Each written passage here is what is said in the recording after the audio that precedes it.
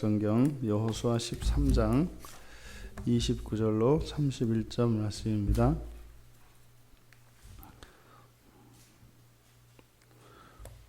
우리 같이 한 목소리로 함께 읽겠습니다.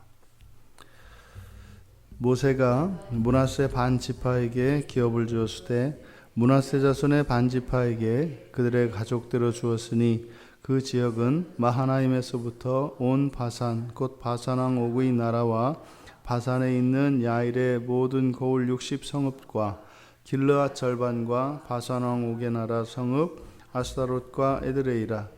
이는 므낫세의 아들 마길의 자손에게 돌린 것이니 곧 마길 자손의 절반이 그들의 가족대로 받으니라. 아멘. 동쪽에 있는 므낫세 자손의 기업, 이 기업은 길르앗의 절반을 갓지파와 나누고 또 바산 왕 옥의 영토 전부를 마길의 자손 절반이 차지하고 있습니다.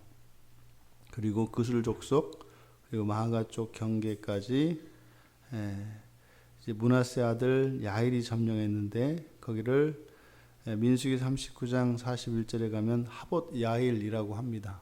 그래서 야일이 정복한 성읍들 이런 뜻입니다. 그런데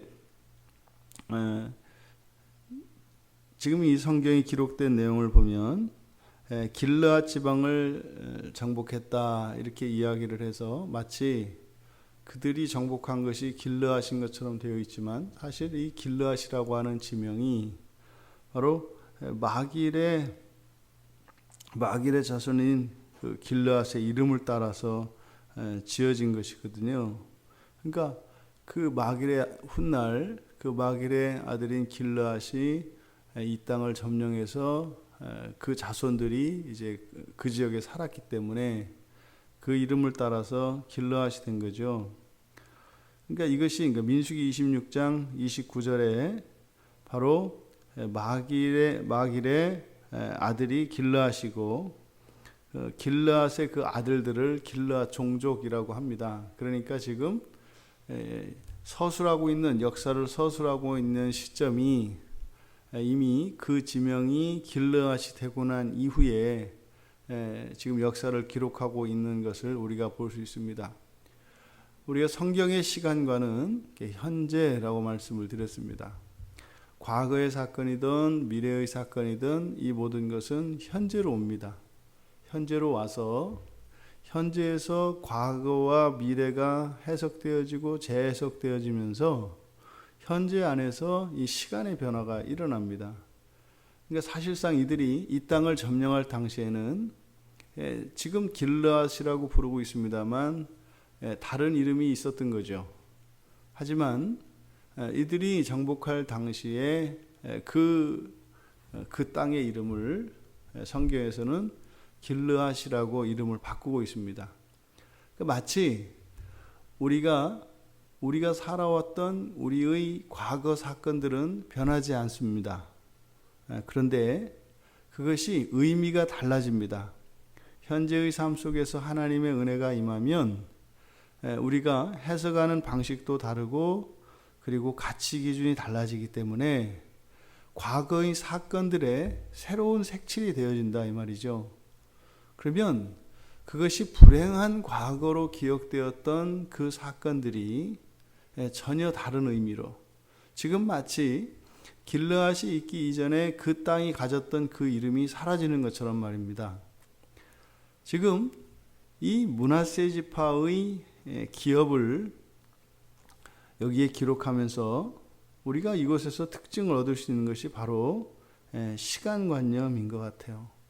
시간관념. 그리고 또 하나 이 므낫세 지파의 기업에서 우리가 얻을 수 있는 교훈은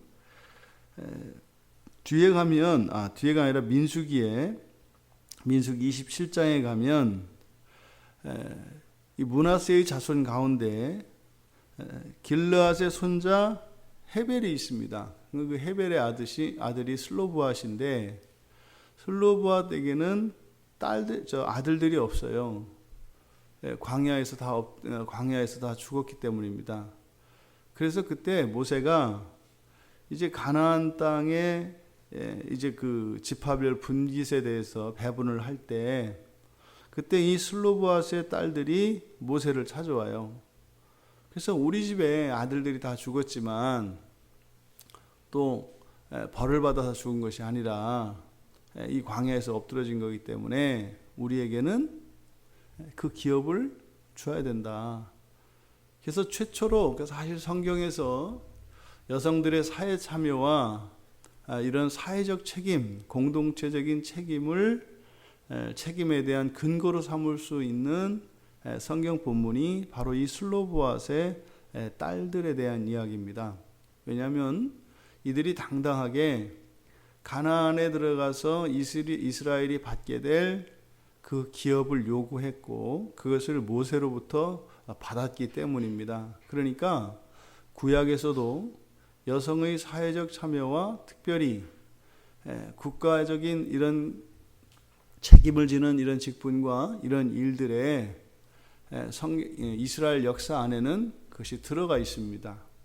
보통 우리가 사사 드보라를 많이 이야기하는데 뭐 드보라의 예도 있습니다만 오히려 성경에서 여성들의 이런 공적인 책임 그리고 이런 이스라엘의 그 기업에 참여할 수 있는 근거가 되는 것이 바로 이 므낫세 지파의 기업에서 얻을 수 있는 교훈입니다. 근데 그때 모세가 주기로 하죠. 똑같이 주기로 합니다. 근데 슬로보아스에게는 딸이 5이 있었습니다. 근데 여기 뒤에 이제 17장에 가면 이제 14장에서부터 요단강 서편의 이제 기업을 분배하는 내용들이 나옵니다.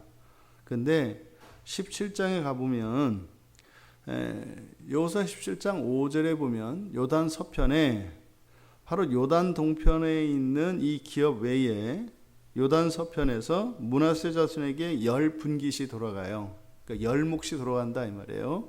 각 종족별로. 그런데 17장 2절과 3절을 보면 그 기업을 받을 상속자들이 거론이 되는데 남자 자손들이 6이에요. 2절에 보면 아비에셀, 헬렉, 이스리엘, 세겜, 헤벨, 스미다 이렇게 해서 6이 있어요. 그러면 슬로보아스의 딸이 5이라고 말씀을 드렸지 않습니까? 그러면 5하고 6이면 11잖아요. 11면 11몫이 있어야 되는데 5절에서는 10몫이라고 이야기를 하거든요. 그럼 한 사람은 어디로 갔겠어요? 그러니까 한 사람이 이쪽 요단 동편 므낫세 기업 안에 포함되어 있는 것을 알 수가 있죠. 그러니까 요단 동편과 서편 양쪽에 모두 슬로보아스의 딸들의 기업이 다 있습니다. 그러니까 요단 이쪽과 저쪽에 딸들에게 준 기업이 모두 다 있다라고 하는 사실입니다. 성경에서 결코 여성들의 이런 위치나 이런 책임 이것이 결코 과소평가되지 않습니다. 예수님의 족보를 거론할 때도 요셉의 족보만 거론하는 것이 아니라 마리아의 족보도 거론을 합니다.